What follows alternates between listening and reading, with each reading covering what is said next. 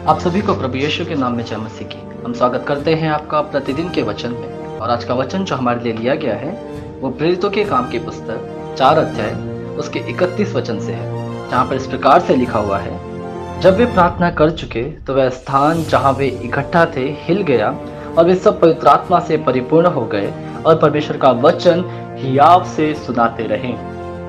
Hallelujah. मेरे प्रियो, ये उन दिनों की बात है जब यीशु मसीह मुर्दों में से जी उठे, मारे गए, गाड़े गए और जी उठने के बाद अपने चेलों के साथ कुछ दिनों को बिताया। उसके बाद वो स्वर्ग लोक में उठा लिए गए। उसके बाद पेंतिकोस्त के दिनों में पवित्र आत्मा उतरा उनके चेलों पर और वो जगह जगह जाके प्रचार करने लगे। ये उस समय की बात है मेरे प्रिय, जब पतरस प्रचार कर रहा था। और वचन कहता है कि जब वे प्रार्थना कर चुके तो वह स्थान जहां वे इकट्ठा थे हिल गया और वे सब पवित्र आत्मा से परिपूर्ण हो गए। मेरे प्रियो, अगर हम इस यात्रा को देखते हैं यहाँ पर, जो मैंने अभी बताया, यीशु मसीह के जी उठने से लेकर चेलों के प्रचार करने से निकलने तक, मेरे प्रियो आप यहाँ पे देखोगे तो सबसे बड़ा जो रोल है वो पवित्र आत्मा का है। जो सबसे बड़ा कार्य है वो परमेश्वर के द्वारा, यीशु मसीह के द्वारा भेजे गए सहायक यानी कि पवित्र आत्मा का है।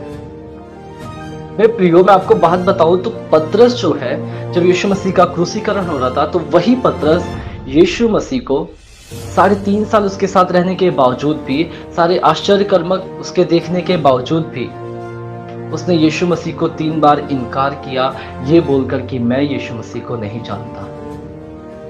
मेरे प्रियो, भला वह व्यक्ति जो यीशु मसीह के प्रथम चेलों में से एक है, वह इस बात को बोलता है कि मैं यीशु मसीह को नहीं जानता। और अब जब हम उसके बारे में पढ़ते हैं तो हम ये देखते हैं कि उसकी एक एक प्रचार करने से 3000 लोग, 5000 लोग यीशु मसीह को मानते और उस बपतिस्मा को लेते हैं, यीशु मसीह पर विश्वास को करते हैं। तो इतना बड़ा बदलाव कैसे पतरस के जीवन में हम देखने को पाते हैं, ये पता चलता है कि जब पेंतिकोस्त के दिनों में वो प्रार्थना करने के लिए बैठे थे, जब पवित्र आत्मा उनके ऊपर उतरा तो वो सामर्थ्य से भर गए। हालेलुया।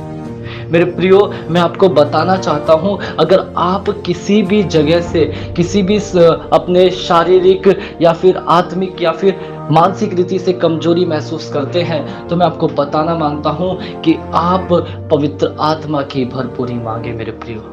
क्योंकि जब पवित्र आत्मा आएगा तब आप सामर्थ्य से भर जाओगे और सामर्थ्य को पाओगे।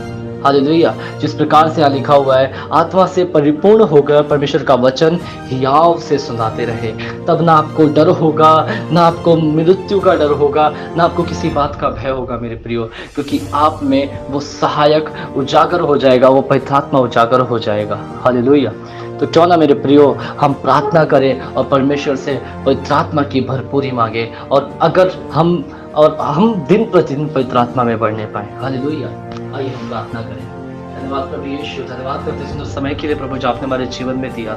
हे प्रभु, इस सच में इस वचन से प्रभु तू सुनने वालों को आशीषित कर प्रभु, और अपनी आत्मा से भर दे।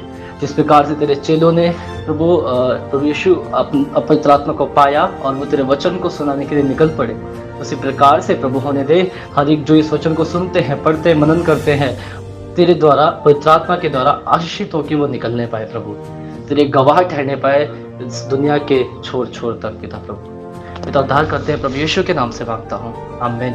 हालेलुया। आप सभी को प्रभु यीशु के नाम में जय मसीह की। आपका दिन शुभ हो।